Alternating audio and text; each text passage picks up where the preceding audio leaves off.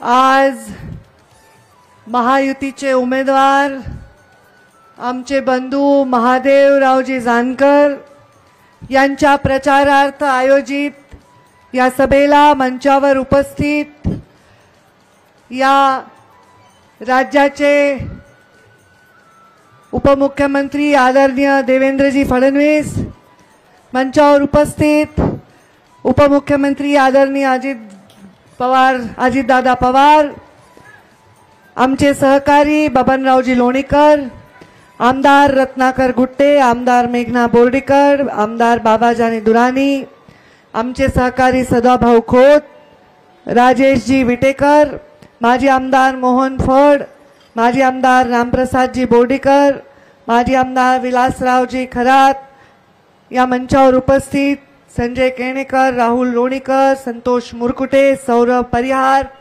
उपस्थित सर्व मान्यवर आणि महादेव जानकर यांच्या नामनिर्देशनासाठी आणि त्यांच्या विजयाच्या निश्चयासाठी त्यांच्यावर प्रेम करणाऱ्या आलेल्या सर्व जनता जनार्दनाला माझा नमस्कार. जय मल्हार.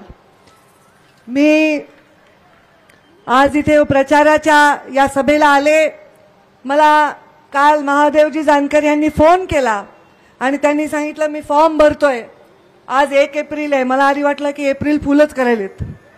मला म्हणले नाही, आजच फॉर्म भरणार आहे आणि आज फॉर्म भरण्यासाठी ताई तुला यायचंय.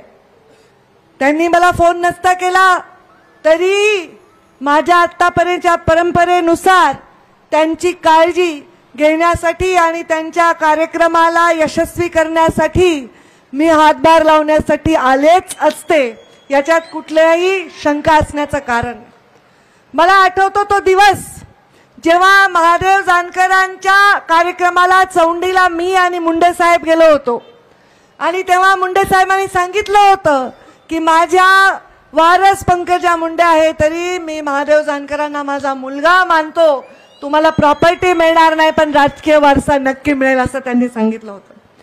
त्याच्यानंतर जेव्हा महादेव जानकरांना माडा लढायची इच्छा होती तेव्हा मला मुंडे साहेबांनी एक काम दिलं होतं आणि तेव्हा महादेव जानकर साहेबांनी बारामतीची निवडणूक लढली होती. हापशावर आंघोळ करायची, जिथं बाज मिळेल तिथंच आडवं व्हायचं. जे शेतामध्ये खाणारे शेतकरी बांधव आहेत, आपले मजूर बांधव आहेत, ते खातात तेच खायचं. की कुठलाही आर्थिक शक्ती न लावता सुद्धा सामान्य माणसाच्या कुडामध्ये झोपडीमध्ये राहून या माणसाने इतिहास केला आणि त्यांच्या पाठीमागे मुंडे साहेबांनी आशीर्वाद उभा केला. एक बहीण म्हणून मी त्यांची साथ दिली. त्याच्यानंतर ते आमच्या महायुतीत राहिले, विधान परिषद दिली, आता आमदार झाले आणि मंत्री झाले आणि अत्यंत चांगलं काम केलं. विटेकरांनी उल्लेख केला की त्यांचं व्यक्तिमत्व निष्कलंक आहे, कुणाचे 5 पैशाचे ते मिंदे नाहीत. सामान्य माणसाच्या विकासासाठी त्यांनी घर सोडले अनेक वर्षापूर्वी. लोणीकर साहेबांनी सांगितलं तसं महादेव जानकर अविवाहित आहेत. त्यांना काही परिवारासाठी 4 पैसे कमवायची कुठलीही आशा नाही आणि त्याच्यानंतर आता ते इथे आल्यामुळे असा आरोप होत असेल की ते बाहेरून आले तर असं विचार करण्याचं कारण नाही. या महाराष्ट्राच्या हितासाठी, सामान्य माणसांसाठी, भटक्या विमुक्तांसाठी काम करणारा माणूस भटकत राहत असतो, तो एका जागी राहत नाही. आणि तुमच्या विकासासाठी बारामतीत सुरू झालेला प्रवास भटकत भटकत येऊन परभणीमध्ये थांबलेला आहे. त्यांना विजयी करायची जबाबदारी मंचावरच्या प्रत्येक माणसाची जेवढी आहे तेवढी तुमच्या सर्वांची देखील आहे. विकासाचं काम करण्यासाठीच अनेक शक्ती आज एक आल्या. खरं तर 5 वर्षापूर्वी जेव्हा मी सभा घेत होते तेव्हा या सभा मी वेगळ्या शक्तींविषयी, वेगळ्या व्यक्तींसाठी घेतल्या होत. पण आता राज्यामध्ये एवढे बदल झालेले आहेत की मला मध्यरात्री विचारले की ताई तुम्ही मागच्या वेळी प्रचाराला आला होतात तेव्हा समोरच्या खासदारांचे आला होतात आणि आज तुम्ही जानकर साहेबांच्या प्रचाराला आले. मला महायुतीचे उमेदवार भारतीय जनता पार्टीच्या कोर कमिटीमध्ये महायुतींच्या नेत्यांच्या समवेत ठरलेले आहेत आणि त्यांचा प्रचार करणं जबाबदारी माझी असली तरी महादेव जानकर कुठेही कसेही कोणत्याही चिन्हावर उभे राहिले असते तरी मी त्यांच्यासाठी बहीण म्हणून गेले असते. एक वेळ भाऊ विसरतो बहिणीला पण बहीण भावाला कधीच विसरत नाही. त्यामुळे माझी जबाबदारी सर्वांगाने आहे आणि म्हणून मी इथे आलेली आहे। आपण सर्वजण या भागाच्या विकासाची, या भागाला एका ओळखीची गरज आहे।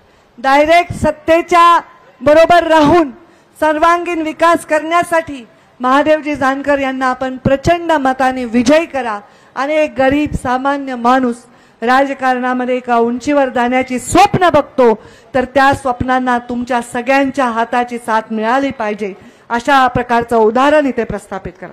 जानकर साहेब, मी तुम्हाला पण हक्काने सांगणार आहे, तुम्ही या लोकांसाठी इथे घर घ्या।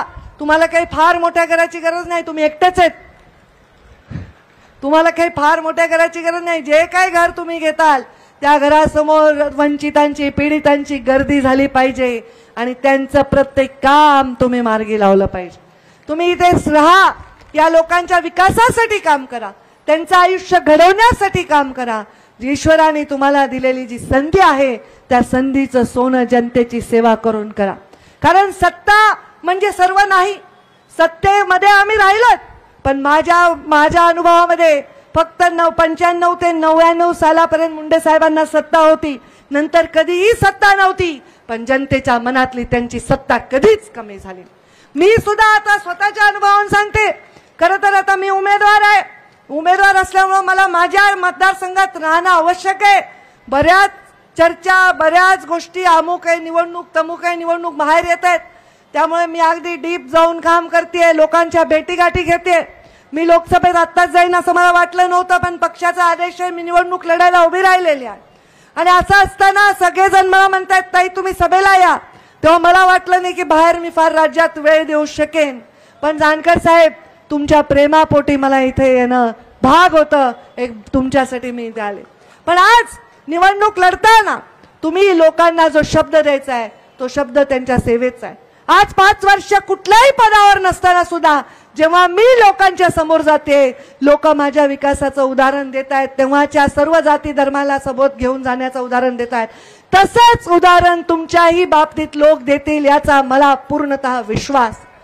पद आणि प्रतिष्ठा ही कमीत कमी फिकी पडते जेव्हा माणूस डायरेक्ट लोकांच्या संपर्कात आणि सेवेत असतो। त्याच्यामुळे आपण सर्वांनी लोकांच्या सेवेसाठी आपण जे व्रत घेतले ते व्रत पूर्ण करण्यासाठी कार्यरत राहावं असा विश्वास व्यक्त करते आणि माझ्या भावाला जानकर साहेबांना खूप खूप शुभेच्छा देते।